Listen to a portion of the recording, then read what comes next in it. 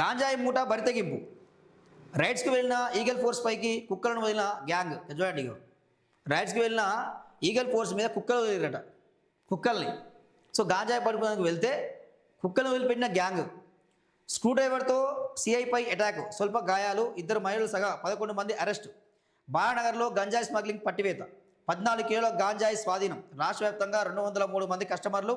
ఆన్లైన్లో sales, day drop delivery. కస్టమర్ల కోసం 40 టీమ్స్తో సోదాలు. 100 మంది కస్టమర్లకు డ్రగ్ టెస్టులు, 81 మందికి పాజిటివ్.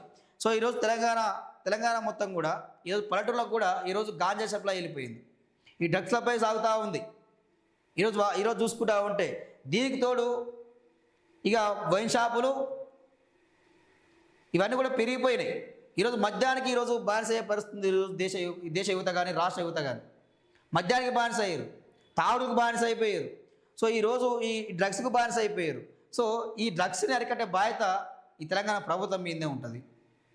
ఈ ప్రభుత్వం మీదే ఉంటుంది. ఇలాంటి వాళ్ళని అరెస్ట్ చేయడం కాదు, చెప్పాలంటే ఇలాంటి వాళ్ళని ఎన్కౌంటర్ చేయాలి, లేదా జీవిత ఖైదాన్ని ఉంచాలి. ఇప్పుడు ఒక విషయం అండి, ఈ డ్రగ్స్కి అలవాటు పోయిన వాళ్ళని జైలు వేస్తే ఆ జైల్లో ఉన్న వాడి చేతులకు వానికి మనం డ్రగ్స్ ఇస్తారు పోలీసు వాళ్ళు. నిన్న మనం వార్త చూసినాం కదా, జైల్లో ఉన్న వాళ్ళు కూడా డ్రగ్స్ తీసుకుంటా ఉన్నారు, వాళ్ళు కూడా గాంజా తీసుకుంటా ఉన్నారు.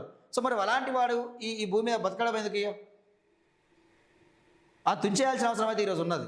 ఎందుకంటే వాళ్ళు ఈ రాష్ట్ర పౌరుల్ని భవిష్యత్తు ఆగం చేస్తూ ఉన్నారు, అంధకారంలోకి నెట్టేసే పరిస్థితి ఉన్నది ఈరోజు. కాబట్టి దాన్ని అరికట్టాల్సిన అవసరం అయితే ఈరోజు ఉన్నది.